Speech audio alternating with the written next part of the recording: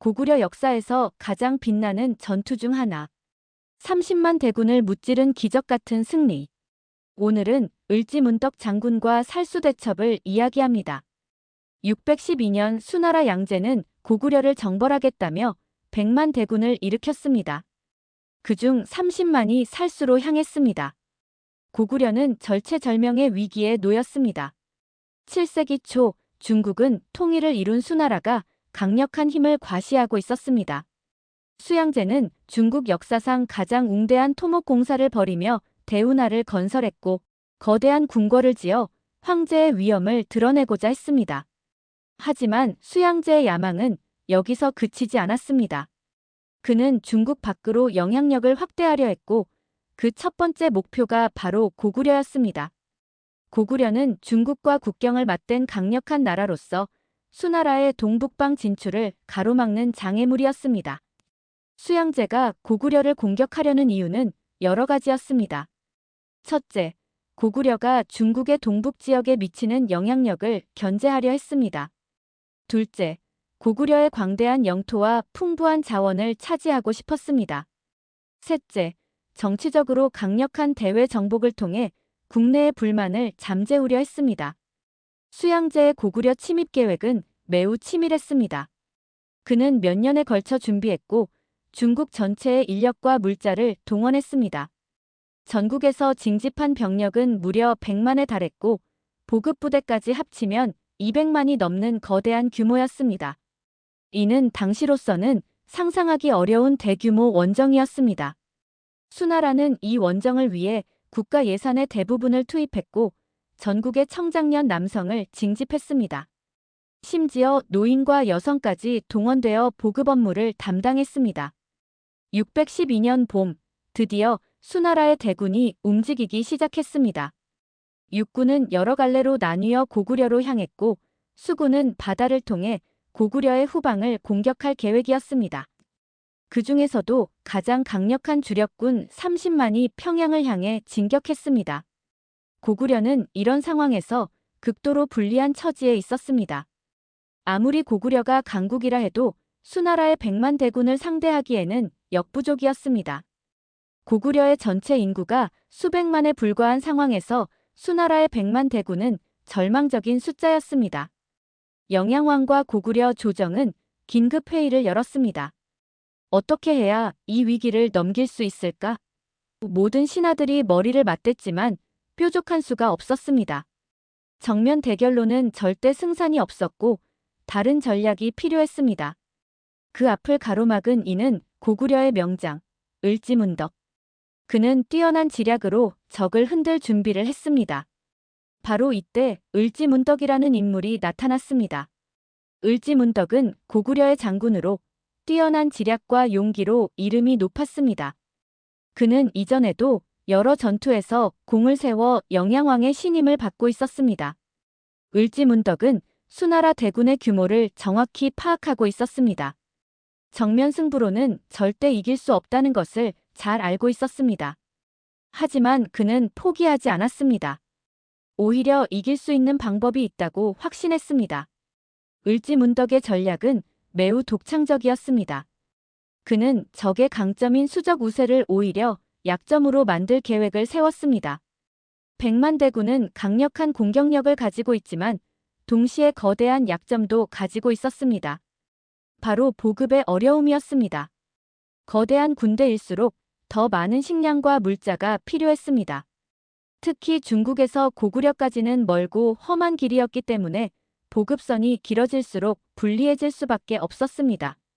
을지문덕은 바로 이 점을 노렸습니다. 을지문덕은 우선 고구려 전체의 방어체계를 재정비했습니다. 주요 성곽들을 보강하고 각 지역의 군사력을 효율적으로 배치했습니다. 또한 백성들에게는 견벽 청야 전술을 준비하도록 했습니다. 수군이 침입하면 모든 식량과 물자를 성 안으로 옮기고 들판을 비우도록 한 것입니다. 가장 중요한 것은 을지문덕 자신이 지휘할 기동부대였습니다. 이 부대는 수만 명의 정예병으로 구성되었고 기동력을 최대화하기 위해 경장비로 무장했습니다. 이들의 임무는 수군을 정면에서 막는 것이 아니라 끊임없이 괴롭히는 것이었습니다. 을지문덕은 정면 대결을 피했습니다. 작은 전투로 수군을 지치게 만들고 계속 후퇴하며 시간을 끌었습니다. 적은 점점 지쳐갔습니다. 수나라 대군이 고구려 땅에 들어서자 을지문덕의 작전이 본격적으로 시작되었습니다. 그는 수군과 정면 충돌을 피하고 계속해서 후퇴했습니다. 하지만 이는 단순한 도망이 아니었습니다. 을지문덕은 계산된 후퇴를 했습니다. 후퇴하면서도 끊임없이 수군을 공격했습니다. 작은 부대로 기습 공격을 가하고 수군이 반격하려 하면 재빨리 사라졌습니다. 이런 전술을 게릴라전이라고 합니다. 을지문덕은 1400년 전에 이미 현대적인 게릴라 전술을 구사한 것입니다. 적보다 약한 세력이 강한 적을 상대로 사용할 수 있는 가장 효과적인 전술이었습니다. 수군은 이런 을지문덕의 전술에 크게 당황했습니다. 그들은 고구려군과 정면 대결을 벌일 준비만 되어 있었지 이런 끈질긴 게릴라전에는 대비하지 못했습니다.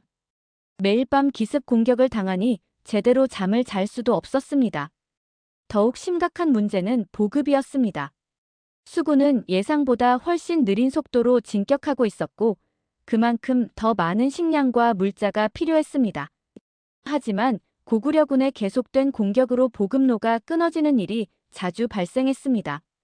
을지문덕은 또한 심리전도 병행했습니다.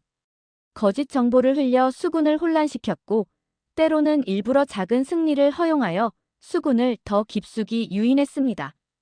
수군 장수들은 점점 을지문덕의 의도를 파악하지 못하고 혼란에 빠져갔습니다. 시간이 갈수록 수군의 사기는 떨어졌습니다. 병사들은 언제 끝날지 모르는 전쟁에 지쳐갔고 고향에 대한 그리움이 커져갔습니다. 반면 고구려군은 자신들의 땅을 지킨다는 사명감으로 똘똘 뭉쳐 있었습니다. 을지문덕은 시 한 수를 남깁니다. 공은 이미 하늘에 닿았으니 이만하면 돌아가라. 수나라 장수는 분노했지만 이미 군심은 무너지고 있었습니다. 수군이 고구려 깊숙이 들어온 어느 날 을지문덕은 수나라 장수에게 시 한 수를 보냈습니다. 이는 역사상 매우 유명한 일화입니다. 신책 궁시도 천산 공명기기 가언한 신묘한 계책도 다했고 하늘의 뜻도 헤아렸으니 공명이 이미 섰으니 돌아갈 수 있지 않겠는가. 이 시는 표면적으로는 수군 장수의 공로를 인정하는 것처럼 보였습니다. 하지만 실제로는 이제 그만 돌아가라는 뜻이 담겨 있었습니다. 을지문덕은 이 시를 통해 수군에게 마지막 경고를 보낸 것입니다. 수나라 장수들은 이 시를 받고 크게 분노했습니다. 감히 고구려 놈이 우리를 조롱하다니. 하지만 동시에 불안감도 느꼈습니다. 을지문덕의 여유 있는 태도에서 뭔가 함정이 있다는 것을 직감했기 때문입니다. 실제로 이 시는 을지문덕의 심리전의 일환이었습니다. 그는 수군에게 우리는 여유가 있다는 메시지를 전달하려 했습니다. 동시에 수군 내부에 의심과 불안을 조성하려 했습니다. 이 시가 알려지자 수군 내부에서는 여러 의견이 나왔습니다. 일부는 을지문덕이 항복의 의사를 표현한 것이라고 해석했고 다른 일부는 함정이 있으니 조심해야 한다고 주장했습니다. 의견이 분분하면서 수군의 결속력은 더욱 약해졌습니다.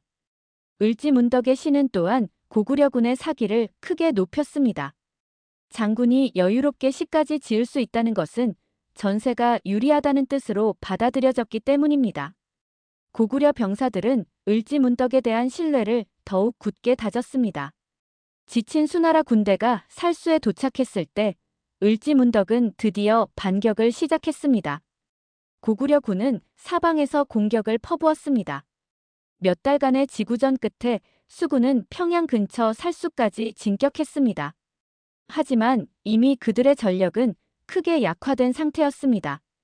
병사들은 지쳐 있었고 사기는 땅에 떨어져 있었습니다. 을지문덕은 바로 이 순간을 기다리고 있었습니다. 그는 살수를 최종 결전지로 선택했습니다.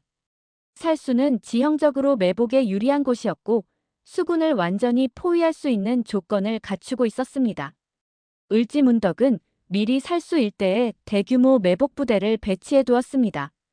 산 곳곳에 고구려군이 숨어 있었고 수군이 강을 건너려 할 때 일제히 공격할 준비를 마쳤습니다. 이는 수개월에 걸쳐 준비한 완벽한 함정이었습니다. 수군이 살수에 도착했을 때 을지문덕은 마지막 유혹을 시도했습니다. 그는 일부러 고구려군을 후퇴시켜 수군이 강을 건너도록 유도했습니다. 수군 장수들은 드디어 을지문덕이 항복하는구나라고 생각했습니다. 하지만 이는 을지문덕의 마지막 함정이었습니다. 수군이 강을 절반쯤 건넜을 때 그는 매복해 있던 전군에게 공격 신호를 보냈습니다. 순간 살수 주변의 산과 숲에서 고구려군이 일제히 나타났습니다. 사방에서 화살과 창이 쏟아졌습니다. 강 한복판에서 진퇴양난에 빠진 수군은 속수무책이었습니다. 앞으로 갈 수도 뒤로 물러날 수도 없었습니다. 을지문덕의 완벽한 작전이 성공한 순간이었습니다. 고구려군의 공격은 조직적이고 치밀했습니다. 각 부대가 맡은 역할을 정확히 수행했고 을지문덕의 지휘하에 완벽한 포위 공격을 펼쳤습니다. 수군은 저항할 틈도 없이 무너져갔습니다. 살수에서 수군은 30만 중 27만이 전사했습니다. 돌아간 병사는 겨우 수만 명에 불과했습니다. 역사상 보기 드문 대참패였습니다. 살수대첩의 결과는 충격적이었습니다. 수나라 30만 대군 중 살아서 돌아간 것은 겨우 23만 명에 불과했습니다. 90% 이상이 전사하거나 포로가 된 것입니다. 이는 중국 역사상 가장 참혹한 패배 중 하나였습니다. 수양제가 자랑하던 100만 대군의 주력이 한순간에 괴멸된 것입니다. 수나라의 국력은 이 한 번의 전투로 크게 약화되었습니다. 수군의 패배 소식이 중국에 전해지자 수나라 전체가 충격에 빠졌습니다. 백성들은 무적이라던 우리 군대가 어떻게 이럴 수 있는가라며 믿지 못했습니다. 귀족들은 수양제의 무모한 원정을 비판하기 시작했습니다. 수양제 자신도 큰 충격을 받았습니다. 그는 고구려를 작은 나라라고 얕보았는데 그 작은 나라에게 이런 참패를 당한 것입니다. 그의 권위는 크게 실추되었고 수나라 내부에서는 반란의 기운이 일기 시작했습니다. 살수대첩은 단순히 한 번의 전투 승리가 아니었습니다. 그것은 고구려의 독립을 지켜낸 결정적인 승리였습니다. 만약 이 전투에서 졌다면 고구려는 중국의 속국이 되었을지도 모릅니다. 을지문덕의 승리는 전략과 전술의 교과서적 사례가 되었습니다. 약한 세력이 강한 적을 상대로 어떻게 승리할 수 있는지를 보여준 완벽한 사례였습니다. 후대의 많은 장수들이 을지문덕의 전술을 연구하고 배웠습니다. 살수대첩은 고구려를 지켜낸 대승리였습니다. 동아시아에 고구려의 위세를 떨친 순간이었습니다. 살수대첩의 승리는 고구려뿐만 아니라 동아시아 전체의 역사를 바꿨습니다. 고구려가 중국의 침입을 막아낸 것은 한반도와 만주 지역의 독립을 지켜낸 것이었습니다. 이 승리로 고구려는 동아시아의 강국으로서의 지위를 확고히 했습니다. 중국도 더 이상 고구려를 함부로 대할 수 없게 되었습니다. 고구려는 중국과 대등한 관계를 유지할 수 있게 되었습니다. 수나라는 이 패배로 인해 크게 쇠약해졌습니다. 거대한 원정에 국력을 모두 소모한 데다가 참패까지 당하면서 회복할 수 없는 타격을 입었습니다. 결국 수나라는 얼마 지나지 않아 멸망하게 되었습니다. 을지문덕의 명성은 중국에까지 알려졌습니다. 중국인들도 그의 뛰어난 지략을 인정하지 않을 수 없었습니다. 심지어 적이었던 중국의 사서에서도 을지문덕을 명장이라고 기록하고 있습니다. 살수대첩은 또한 고구려 백성들에게 큰 자신감을 주었습니다. 우리도 중국을 이길 수 있다는 자부심을 갖게 되었습니다. 이는 이후 고구려가 계속해서 중국의 침입을 막아낼 수 있는 정신적 원동력이 되었습니다. 을지문덕의 업적은 단순히 한 번의 전투 승리에 그치지 않습니다. 그는 후대의 올바른 전략과 전술이 무엇인지를 보여준 위대한 스승이기도 합니다. 그의 지구전과 심리전 전술은 오늘날에도 군사학의 교재로 활용되고 있습니다. 특히 을지문덕이 보여준 적의 강점을 약점으로 바꾸는 전략은 현대 경영학에서도 응용되고 있습니다.